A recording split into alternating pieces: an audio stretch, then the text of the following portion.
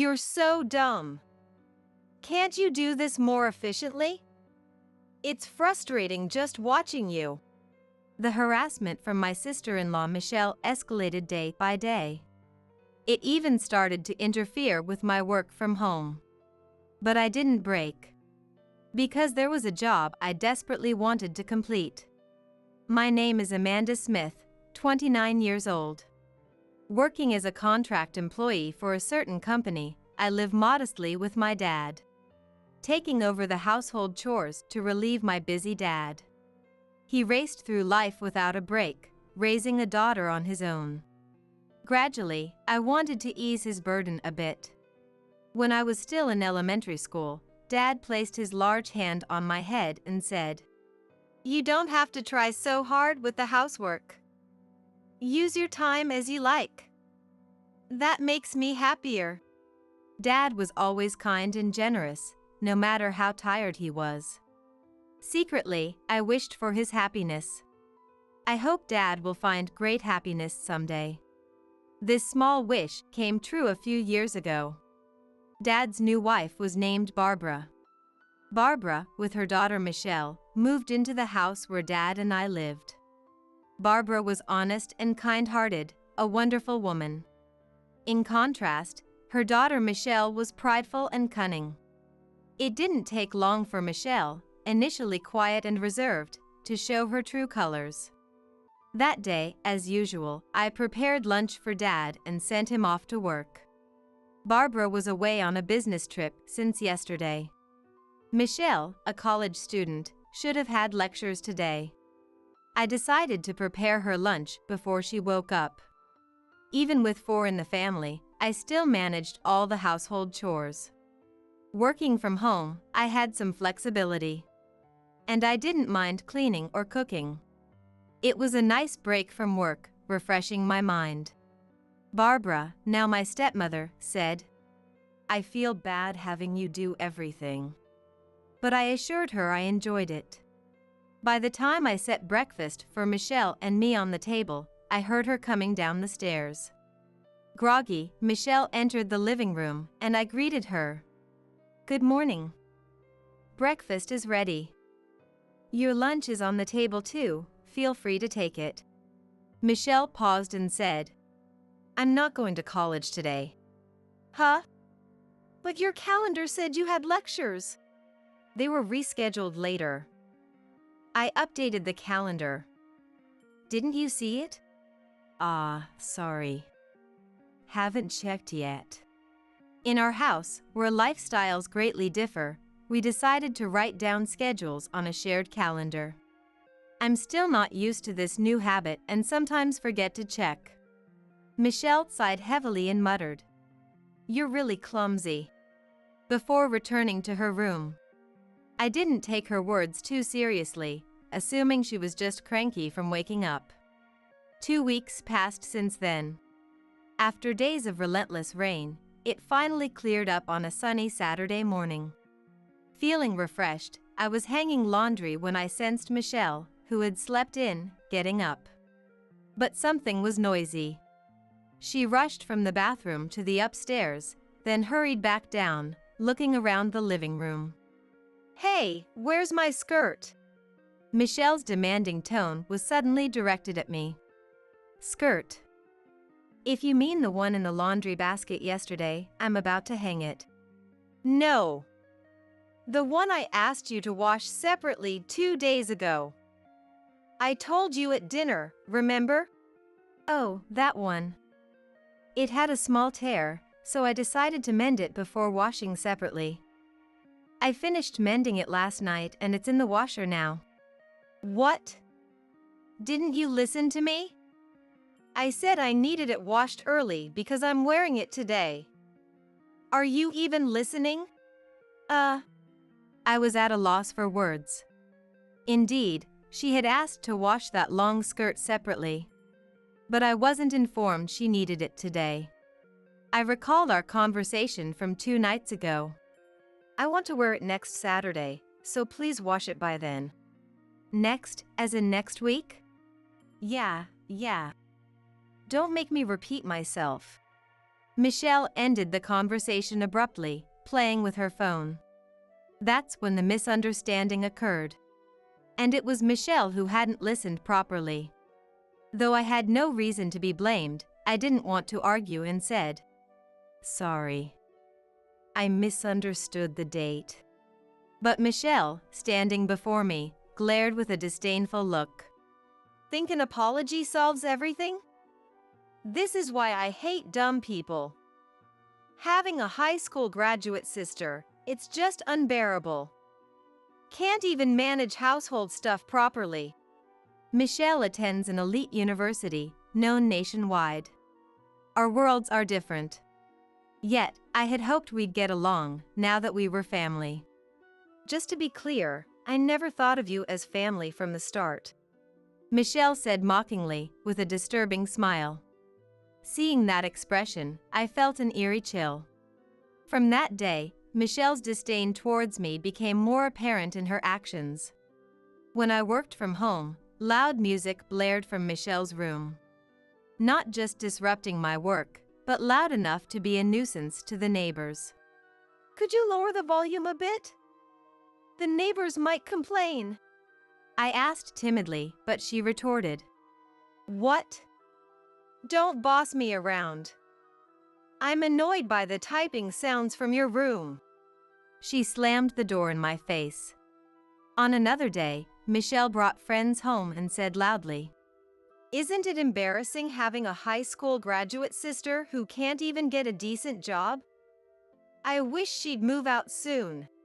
One of her friends, leaving, jokingly said to my door, "Sorry for disturbing. Michelle feels sorry for you, so please move out soon, okay?" Her friends laughed as they passed my room. These harassments always happened when our parents were away. In front of Dad and Barbara, Michelle played the role of a good sister, eerily amiable towards me. Before long, Michelle graduated from university and secured a job at a major corporation. Within a year, she got engaged to her company's superior. By then, I had moved out to live alone, freeing myself from daily harassments and gradually regaining a peaceful life. One day, an invitation to Michelle's wedding arrived. The ceremony was to be held overseas. Sighing, I placed the invitation on a nearby table. About 3 months later, I boarded a plane from Los Angeles International Airport to France. Since moving out, I had become distant from my family. I was worried about Dad, but Barbara was with him. Without me in that house, Michelle wouldn't cause trouble. To preserve Dad's happiness, I wanted to avoid family conflicts. It was better to keep my distance from Michelle and minimize visits to my family home. To Dad and Barbara, I said I moved out to focus on my career. Despite the suddenness, they respected my decision, telling me, "Don't worry about home, just do what you think is right. Yes, you should pursue what you want. It's a once-in-a-lifetime chance," they said with a smile. It's true Michelle's actions affected my work. But that wasn't the only reason I left. I felt it was time to confront my own life and take a new step. On the night before Michelle's wedding, in my hotel room, checking the dress and belongings for the next day, my phone rang. Michelle's name appeared on the screen. A bad feeling washed over me. Hesitantly, I answered the phone. It was Michelle's voice after several months. "Hey, long time no see. Where are you right now?" In a hotel in Paris." There was a brief pause in the conversation. Then, laughter erupted from the other end. "Really went, huh? Are you stupid? How crazy can you be?" "What do you mean?" "The overseas wedding was a lie. Fooled you as expected. I'll send the real invitation later, okay? By the way, if you don't show up, I'll ruin something very dear to you." The call ended there. I sat weakly on the bed. Michelle had played a cruel trick on me. And she might be planning another scheme. Additionally, Michelle said, Moreover, she threatened to ruin what's most important to me if I didn't attend. Such an act could harm not just me but Dad and Barbara as well. Michelle could easily do something like that. The peace I had regained seemed to crumble in my mind. As long as Michelle and I are family, this situation will continue. I have no choice but to meekly follow Michelle's actions. Always. Then my thoughts abruptly stopped. Why did I leave home? Wasn't it to fully pursue what I wanted? I haven't achieved anything yet. Instead of feeling weak, I should work to change this situation. Even someone like me can find a way to stand up to Michelle.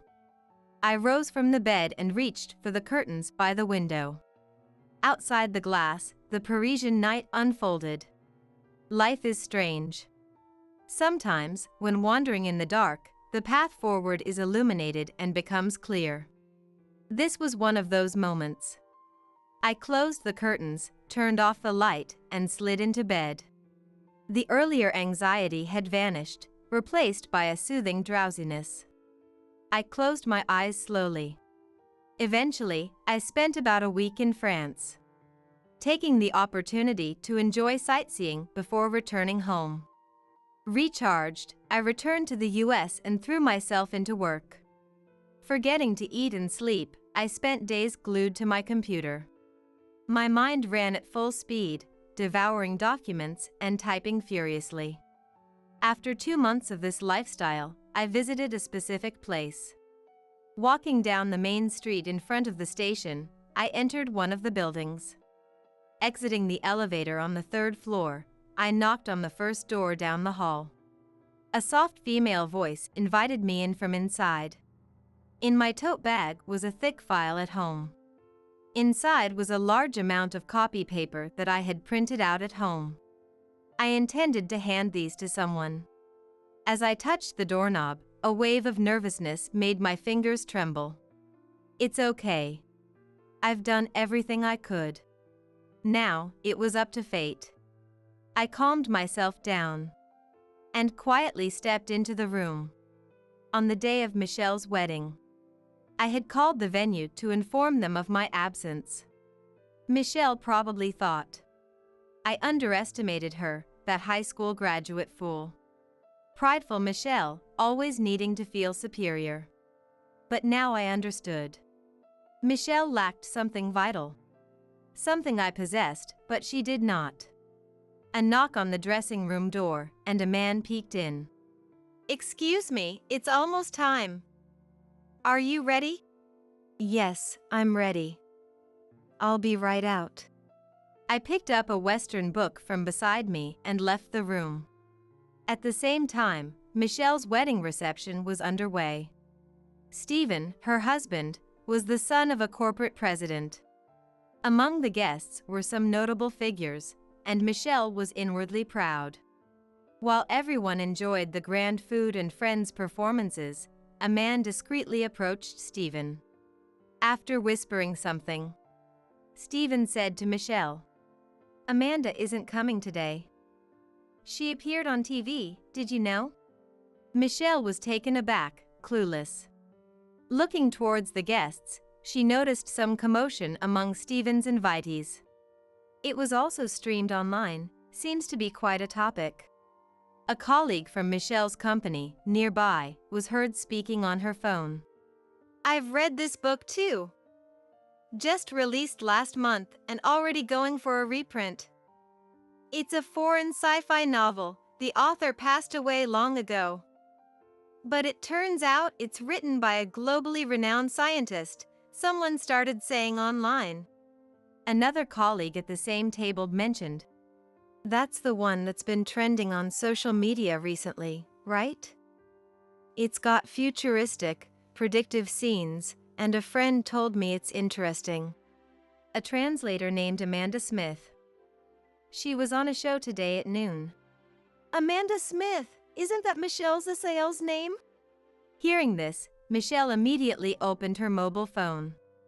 A search on her timeline brought up my name. The top article read, "Historic scientist's posthumous work discovered?" Interview with translator Amanda Smith on her encounter with the book. The wedding venue was already buzzing with this news. Amid the commotion, the ceremony soon concluded. After changing in the dressing room, Michelle stepped into the hallway to see her parents and Stephen. Along with Stephen's parents, in a tense atmosphere. Such an embarrassment, being the subject of harassment. We were clueless, and now we don't even know how to respond to inquiries from acquaintances, said Daniel, Stephen's father and the head of a major corporation, in a stern tone. I've dined with Michelle numerous times, but she never once mentioned her SIL, Amanda. Are they on bad terms? I value family bonds, you know. I was lenient because Stephen seemed smitten, but I hear some women at the company don't think highly of Michelle. Do you think I know nothing? Finally, Daniel added. You better make this right. Call Amanda immediately, arrange for me to meet her directly. If you can't reach Amanda, consider this marriage null and void. Undoing a marriage was easy for someone like Daniel. If the marriage were called off after such a grand ceremony, it would severely tarnish Michelle's reputation. She'd be too embarrassed to face her colleagues. And her friends would surely ridicule her. Michelle, pale-faced, frantically pulled out her mobile phone. First call. No answer from Amanda. Second call. Only the hollow ring. Fifth call. The number you are trying to reach is not answering. An automated voice responded. Maybe she's blocked you, her father suggested. No way! Amanda must just be busy, Michelle defended. Skipping a wedding on the day itself is not normal, unless there's an accident or illness. Especially for family. I don't want to invite more trouble into my home. A woman like you, prone to problems, is clearly not suitable for our family, Daniel concluded. But the ceremony is already over. Stephen, don't just stand there, say something. Michelle looked at Stephen with her characteristic pleading eyes.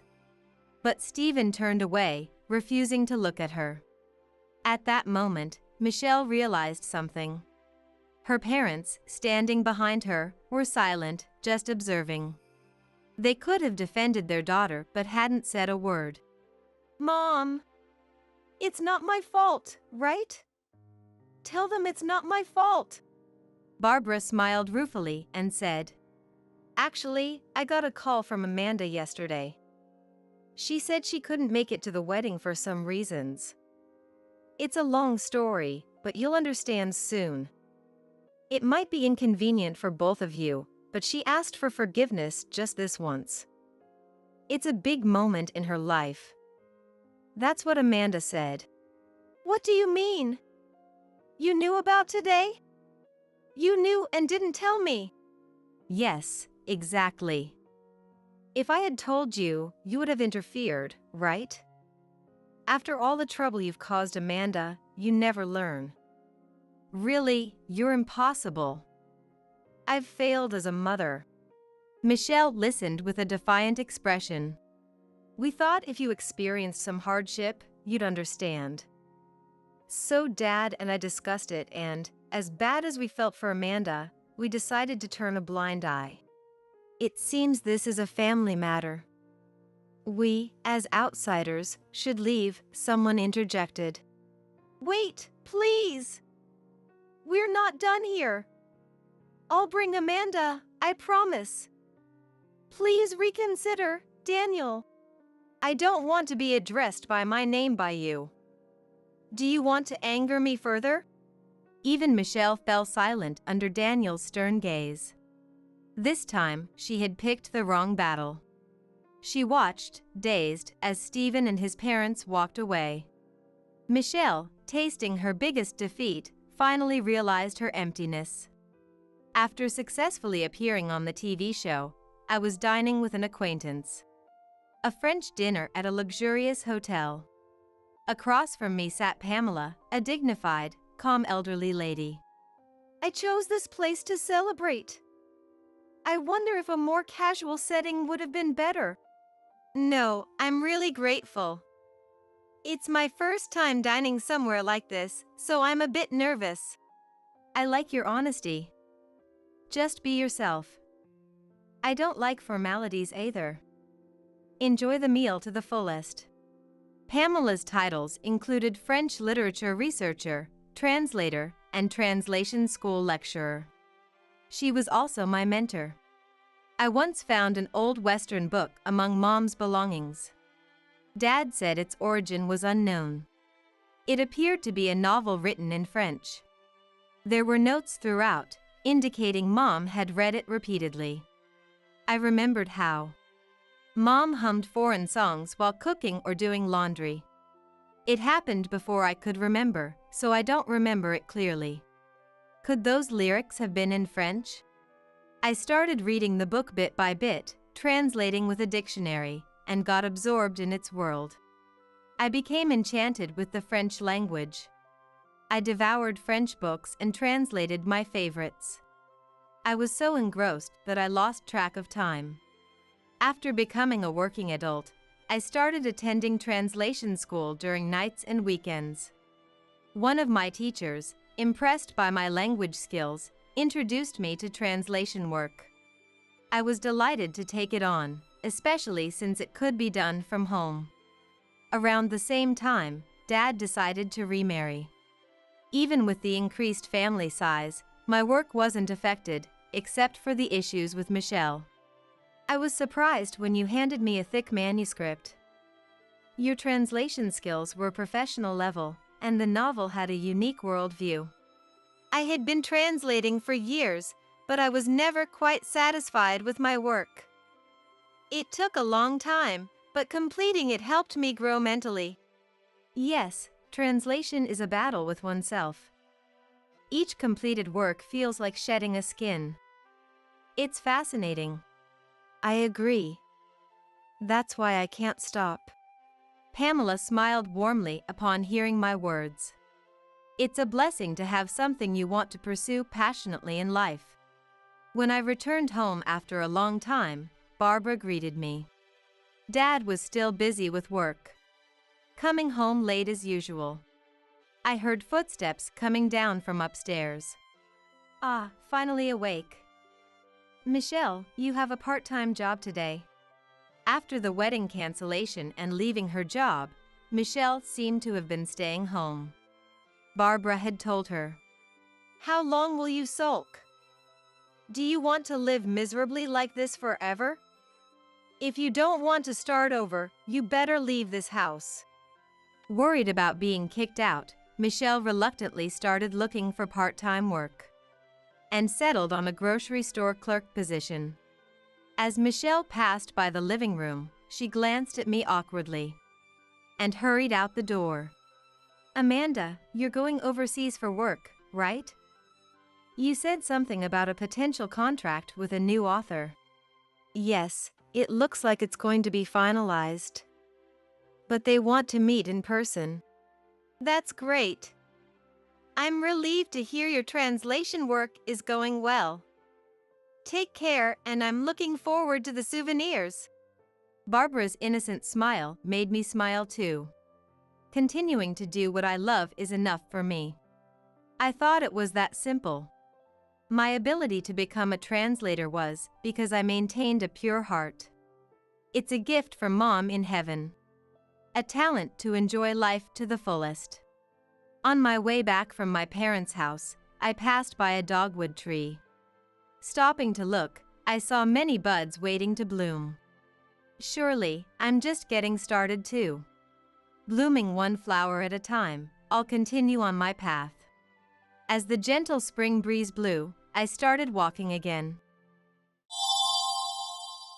Ma'am, are you really married? Excuse me? What do you mean? I had hired a private investigator for a certain investigation. From the report of that investigator, I heard an unexpected fact that left me unable to hide my shock. If my husband has been exploiting my frequent night shifts to have a sweet affair, I will never forgive him. My name is Rachel. I am a nurse at a general hospital and a working wife who is about to celebrate her first Christmas since getting married.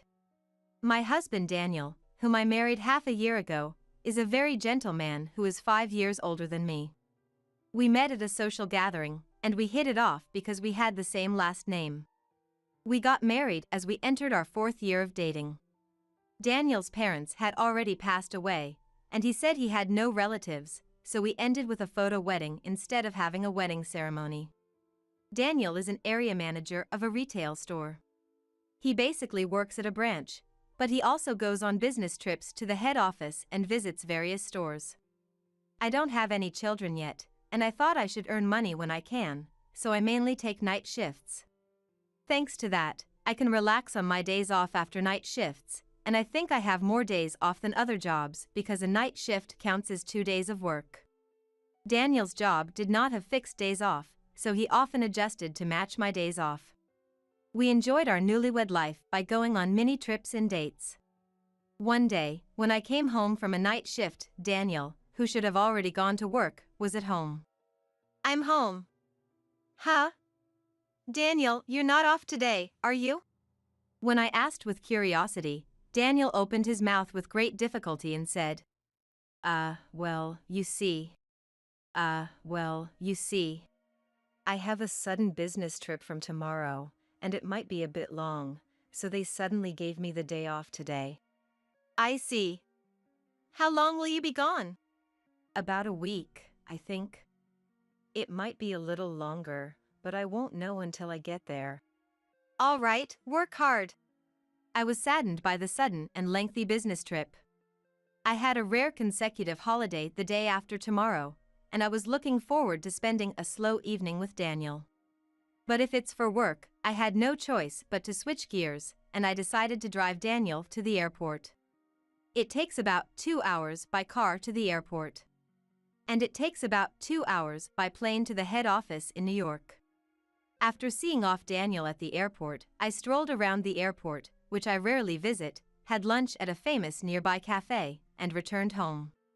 Exhausted, I sprawled out on the sofa, where I spotted an unfamiliar envelope tucked under the TV stand. It must have been something that Daniel, who was supposed to be on a business trip to the head office, had left behind. Feeling a little guilty, I checked inside. Inside was an album filled with pictures of Daniel, an unknown woman, and a little girl, maybe around 5 years old. In front of a kindergarten classroom, dressed in a school uniform. What on earth is this? My mind went blank. Could it be an affair? And with a single mother, unforgivable. Infidelity! The word floated into my mind, and before I knew it, I found myself calling Daniel's office.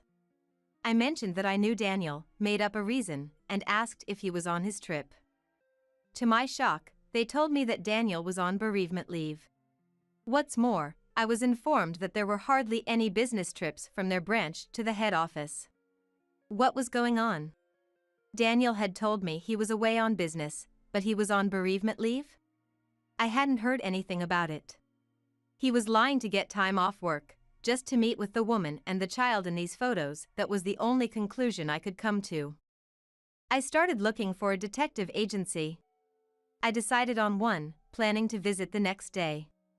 But all the while, I couldn't shake the realization that in the 4 years we'd been dating, Daniel had been lying to me about these non-existent business trips. A profound emptiness washed over me. Perhaps I was exhausted because at some point I fell asleep. When I woke up, it was already 6 a.m. the next day. I had an appointment at the detective agency at 10 a.m., so I got ready, carefully placing the envelope I'd found yesterday in a larger bag so it wouldn't fold. At the agreed-upon time, I walked through the gates of a detective agency for the first time in my life. The words I had prepared to say flew out of my head the moment I opened the door to the office. The detective waiting for me was a young man who looked to be in his mid-20s and was dressed like a college student. Reading my surprise, he asked with a casual smile. "You think I am an immature-looking detective, don't you?" And managed to lighten the mood. "Oh, no, I'm sorry. It's just This is my first time at a place like this. I'm a bit nervous. I responded on impulse, but he kindly urged me to sit on the sofa. After a little small talk with the detective, I took out the album that had led me to suspect Daniel of infidelity. True to form, the detective started collecting necessary evidence, deftly making copies. He picked up a copy of the picture of the three in front of the school and told me, "This is likely to be a significant clue." The name of the school was clearly visible in the photo. Immediately, the detective searched for the preschool online and made a call. He made the call in a separate room, so I had no idea how he extracted the information, but apparently, the little girl in the photo was a student at that preschool. And, unsurprisingly, that child was currently on a leave of absence from the school. The school was located in New York, so I was told it would be an expensive job, but I agreed. Actually, I had been studying and investing in stocks and forex since adulthood. After becoming a working adult, I started investing with my monthly salary, and I've had some decent returns, so I decided to use that money for the investigation. We'd need to fly to New York, and it was unclear how many days it would take to get evidence, but the biggest humiliation for me was being lied to by my husband. I wanted to grab proof at any cost. That determination drove me. The detective seemed to assume that once Daniel returned here, the little girl would also return to preschool. The next day, I went to work as usual. Of course, I put back the envelope and its contents exactly where they were. Then I got a message from Daniel, who was supposed to be away for a week, saying, "Sorry, my business trip is going to be extended by 3 more days. I'll be back on Sunday." As arranged, I contacted the detective the day Daniel returned home. The detective understood and seemed pumped to start the investigation. The next day, he flew to New York and began his preliminary investigation. That evening, I received a call from the detective revealing an unbelievable fact. During the preliminary investigation, an unexpected situation came to light. "What do you mean?" I was totally confused. "I'll be back tomorrow. Can we meet soon?" "Yes, anytime." Responding like that, I promptly headed to the detective's office after finishing my night shift the next day. "So, was he cheating after all?" To my question, the detective seemed to struggle to give an answer. "No, I think this situation might be even more serious," the detective said with a grave look on his face, which made me swallow my words. "Firstly, it's likely true that your husband has taken a leave of absence for bereavement from his company. However, Mrs., are you sure you're really married to Daniel?" "What? What are you implying? We officially registered our marriage 6 months ago." "In fact, I followed Daniel and your daughter back from her kindergarten in New York and found their home. According to the locals, Daniel has been living alone here for the past 4 years, only returning to New York a few times a year. I heard he stayed for about a week for his father-in-law's funeral in New York." "No way!" I was at a loss for words. "Since you and Daniel originally had the same last name, it's hard to say anything at this stage, but I would suggest you check at the city hall," the detective advised. After expressing my thanks, I made my way straight to the city hall. At the city hall, I obtained a copy of the residency certificate for my entire household. What was written on it, however, was only my name. "No way! There must be some mistake. I got married 6 months ago." I appealed loudly to the female city hall staff member who was helping me in my confusion.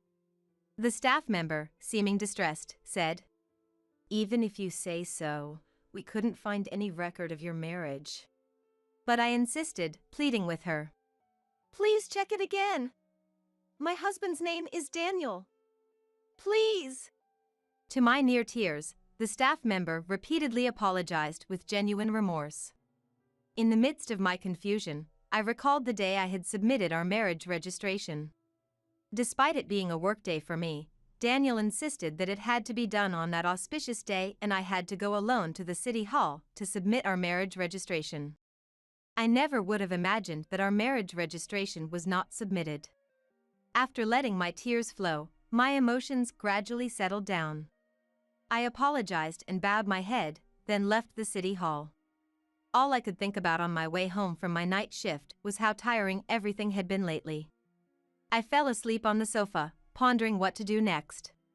When I woke up, Daniel was in the middle of preparing dinner. Seeing him like this reminded me of the woman and the girl in the photo. I was furious about being deceived, but I realized that if I lost my cool now, I wouldn't be able to take any action, so I was able to suppress my emotions. From that day on, I put on a smile in front of Daniel. About a week after going to the city hall, I had been considering whether I could find out anything about his real wife from Daniel's phone or his surroundings. Daniel tends to be quite forgetful, and it seemed that he accidentally left his house without his smartphone that day. I happened to be off, so I considered delivering it to him, but first, I decided to check his phone. Normally, it's not cool to snoop on someone else's phone, but I couldn't afford such decorum at the time. Considering the state of my mental health, I felt I had no choice. Daniel occasionally unlocks his phone while voicing the passcode, so unlocking it was easy. From there, I found the contact of a woman with the girl's picture he always talked about as an icon. I immediately called this woman. Around the third ring, a calm and elegant woman's voice answered. "Hello? Who is this?" When I asked, "Are you Mrs. Daniel Smith?" the woman's tone turned puzzled. "Yes, I am, but who are you?" "I'm someone Daniel met at his outstation. It's hard for me to say this, but we are living together now." "So there really is a woman at his outstation. I see. I was planning to visit my husband who lives there during the end of the year holidays. Can we talk then?" I didn't expect this turn of events. I gladly accepted such a generous offer. Around that time, Daniel said, "Sorry, but there's a reunion in my hometown this New Year's, so I'm going to go back home." I had been waiting for these words from Daniel. Of course, I immediately agreed. According to what his wife told me, Daniel's hometown is the next town over. I heard both his parents had passed away and he had no relatives, but it turns out both parents are alive and well and still living in the next town. There's only 1 month left until the end of the year. I decided to find a lawyer who specializes in relationships and planned to thoroughly punish Daniel. Until the day of the showdown, I acted as usual with Daniel, but emotionally, it was unbearable. And finally, 1 month later, the day of the showdown arrived. I told Daniel I had a night shift starting the night of the 30th and left the house with a smile, saying, "Take care and Happy New Year." Of course, I explained the situation at work and got a vacation from December 30th to January 2nd. I stayed at a business hotel on the 30th, and on the morning of the 31st, I went to the meeting place with Daniel's wife and saw an elegant woman just like in the photos. Her name is Mary, and she married Daniel 6 years ago, and they have a 5-year-old daughter.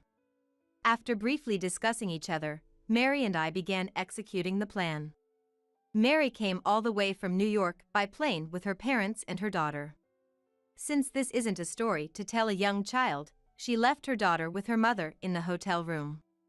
Together with Mary's father, we were heading to Daniel's family home.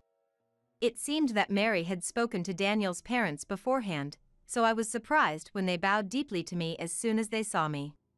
Then, on the evening of the 31st, as planned, Daniel opened the door to his parents' living room. "I'm home. Welcome back." The one who welcomed Daniel with a smile was not Daniel's parents, nor Mary, but me. Seeing me, Daniel went pale. "Why are you here?" I faced the surprised Daniel and replied with a calm smile. "What's this? Weren't you married to me?" "No, this is." Daniel couldn't move, pale as a ghost. There stood Mary, Mary's father, and Daniel's parents, all present. They all glared at Daniel with stern faces. Mary spoke up quietly. "What's the meaning of this, Daniel? We just had a baby and needed help from our parents, so I asked you to work away from home. But behind our backs, you've been having an affair and leading a double life." Mary spoke so matter-of-factly that for a moment, I felt a chill run down my spine. I'm just glad we're on the same side now. I began to berate him as well. Daniel, every time you said you were going on a business trip, it seems you were meeting with your family. You were married. Why did you approach me? Did you think you could deceive me? This is marriage fraud. You're scum. And when I asked your company about your business trips, they said you hardly ever go on them. What are you thinking with such a beautiful wife and adorable daughter at home?